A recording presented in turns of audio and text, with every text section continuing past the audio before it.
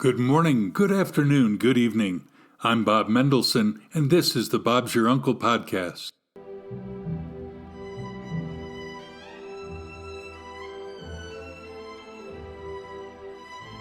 Today we speak with an amazing woman, Kimberly Troggio from Colorado in the U.S., who oversees an organization of volunteers, including dentists, who serve in third world countries. How does she make that work? Stay tuned.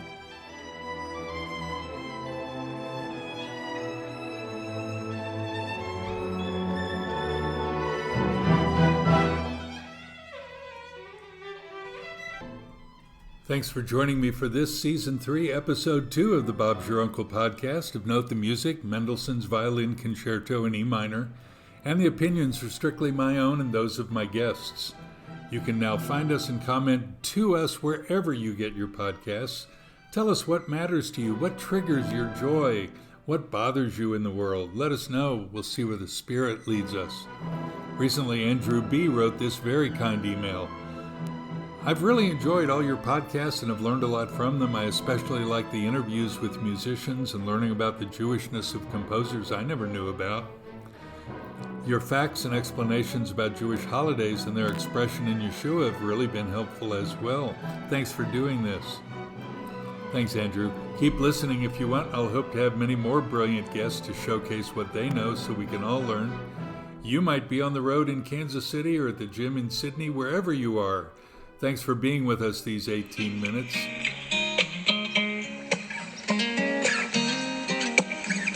Don't know much about history. Don't know much biology. Don't know much about a science book. Don't know much about the French answer. Historical marker of the week. On this date in history, 13 December, in 1577, 5 ships under the command of Sir Francis Drake left Plymouth, England, to embark on Drake's circumnavigation of the globe. The journey took almost 3 years. And in 1642, New Zealand was discovered by Dutch navigator Abel. Tasman. It had always been there, of course, and Maori lived there. But Tasman found it for the Dutch, and that's the historical marker of the week.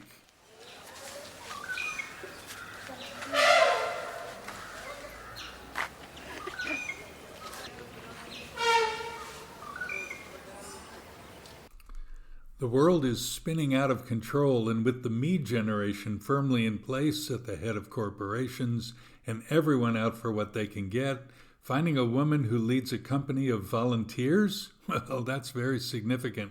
That's who Kimberly Troggio is, and we're privileged to host her on our podcast today. Thank you, Kim, for joining us today. We met recently on an airplane traveling to Denver.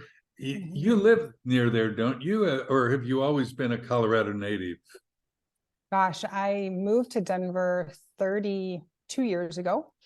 To go to college and to escape West Virginia, which is where I was born and raised. So, and love it here. After I got my master's degree at CU Boulder, I decided to stay here and make this my home. And in many ways, my upbringing has led me to the path that I've chosen today, which is to help people have healthy smiles and healthy mouths, and to restore kids to good oral health.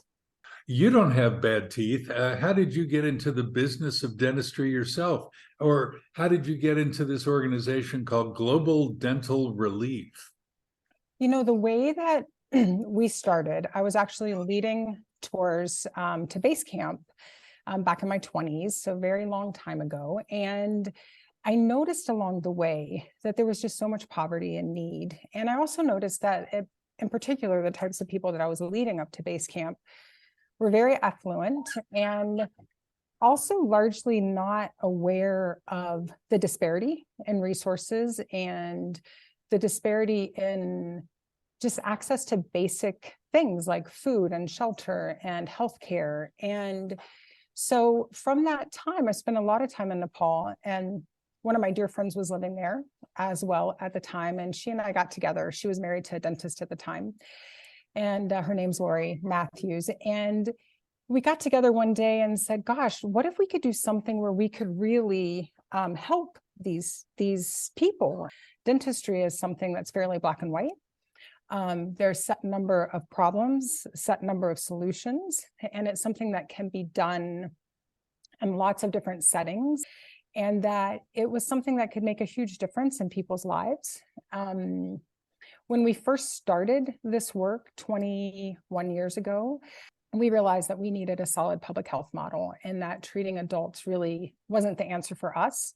Not that it doesn't have enormous value, of course it does, but that if we could get kids young, before extensive decay had the chance to develop, then we could teach them how to brush their teeth. We could fill any cavities they have, do fluoride varnish treatments, do sealants, do other preventive measures that would help to ensure that they kept their teeth over the course of their lives. You're not in Nepal only now, you're in 8 countries. What are the biggest challenges or limiting factors in operating volunteer staffed dental clinics all over the globe? We have 3 main limiting factors, to be totally honest. The first one is what we call non-dental volunteers. So those are people like you and me. They're folks who don't have a degree in dentistry, and yet they are a fundamental part of the success of the clinic. And what I mean by that is that we typically have 4 to 5 dentists, 2 hygienists, and then we need 10 what I call auxiliary staff. And these are people in the clinic that assist, teach toothbrush instruction, manage patient flow, keep master records, provide fluoride varnish, do sterilization for the clinic. And we simply cannot run our clinics without those people. And I think one of the things that I would really just love to share here and just acknowledge as a limiting factor is that we need those general volunteers in order to make this work. So, someone like yourself or me actually plays a vital part in the success of these clinics.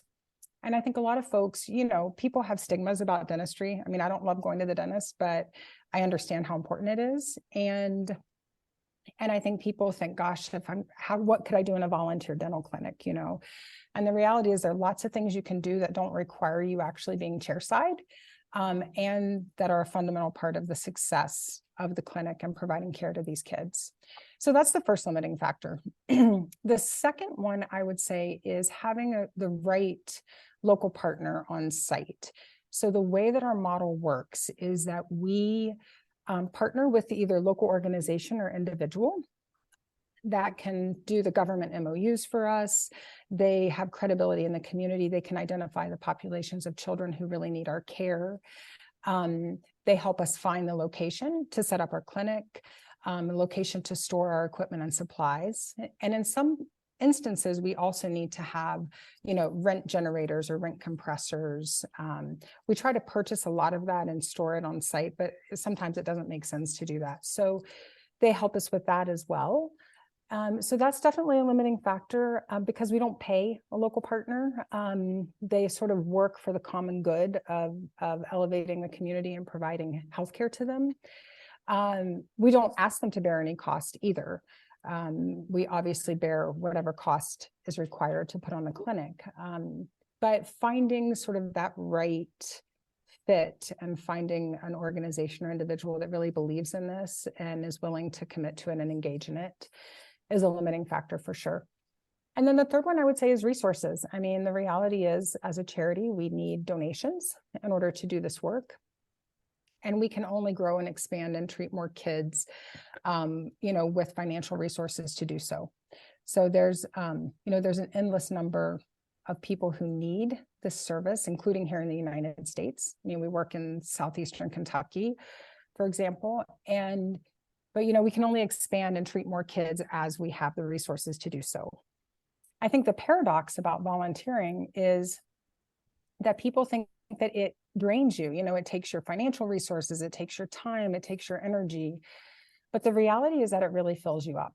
And it's the great paradox of service work, right? Is that you think you have to give something up, but you really don't.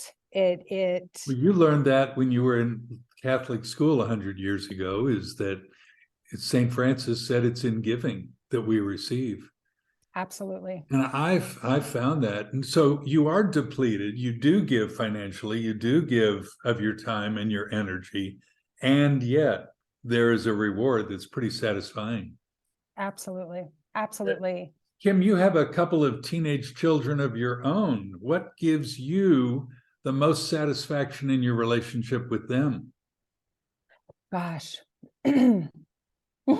Well, let's start with when I thought they were young, when they were younger, I thought, things were going to get easier as they got older.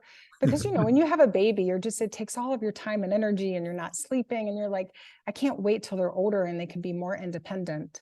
And then what you realize is when you have two teenagers in the house, two teenage boys in my case, is that it's really, really hard.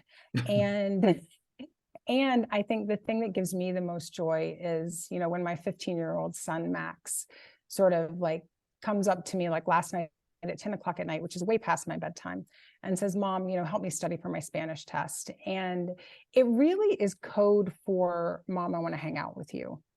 But he would never say that, right? And so for me as a parent, that joy is, one, realizing what he's really asking of me, and two, showing up, even if I'm exhausted, that, it's that half an hour where we're joking around and going over Spanish vocabulary that is really special. When they were really young and I would travel for this work, because I'd have to be on site to see the clinics and to work in them.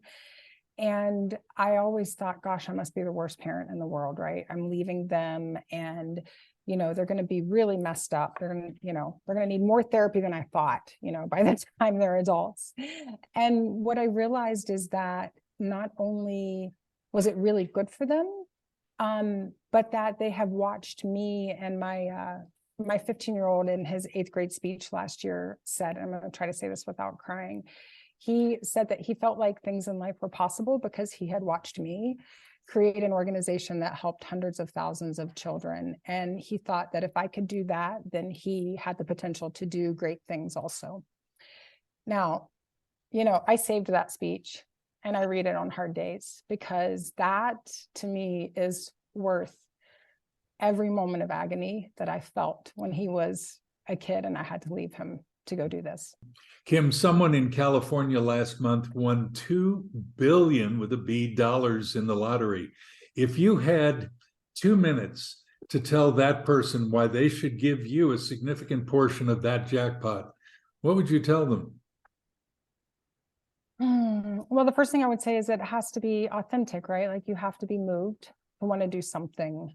And if that person is so moved, what I would say is this is an opportunity that we have a model that we can replicate anywhere in the world.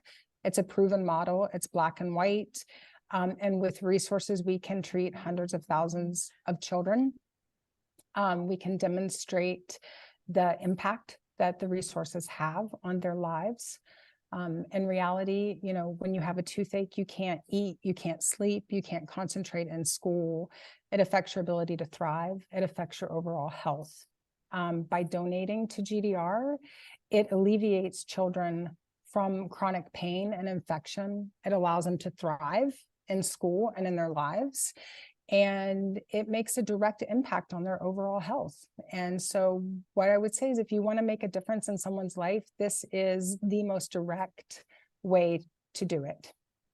Awesome. Do people listening from around the world have to move to the United States to serve with GDR? We accept volunteers from all over the world. So we have volunteers from, I think, 28 countries right now. So far? So we have, yeah.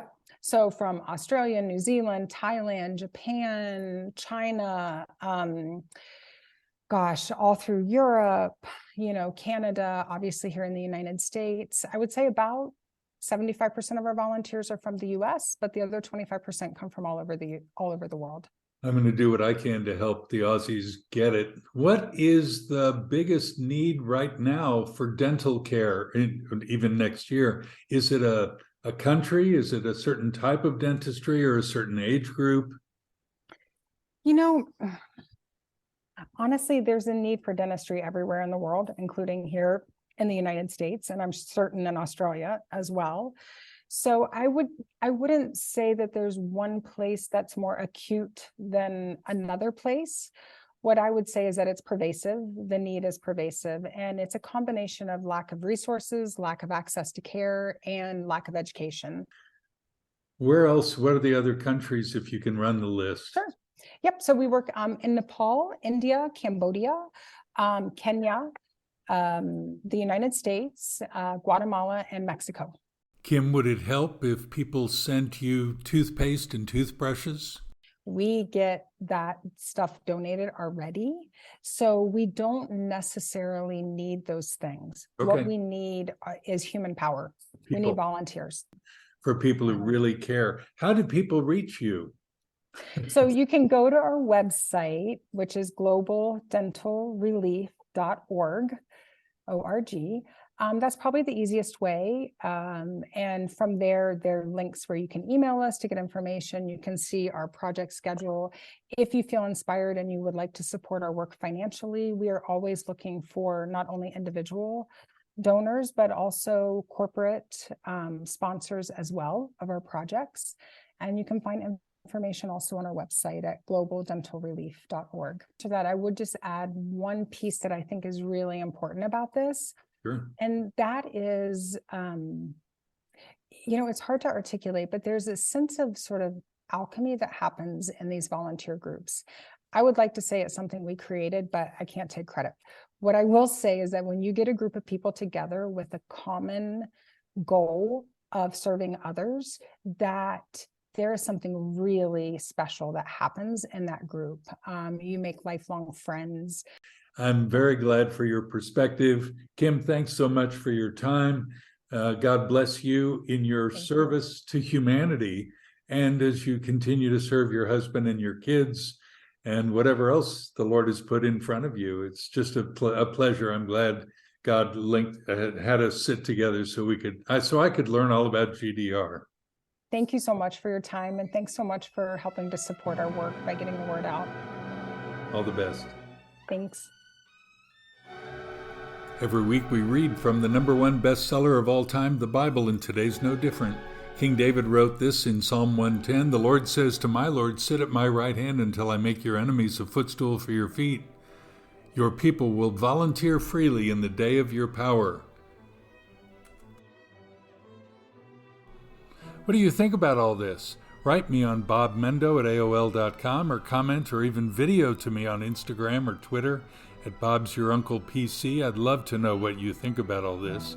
Don't forget to post a review on iTunes or Spotify, wherever you're getting your podcasts. And also, don't forget to subscribe. Next week, you'll hear from a Jewish man from South Africa who now lives in Wales. He loves to tell stories. Until then, from me, Bob Mendelsohn, when things seem bleak or uncertain, look up to God. He's in his heaven and Bob's your uncle. Shalom from Sydney.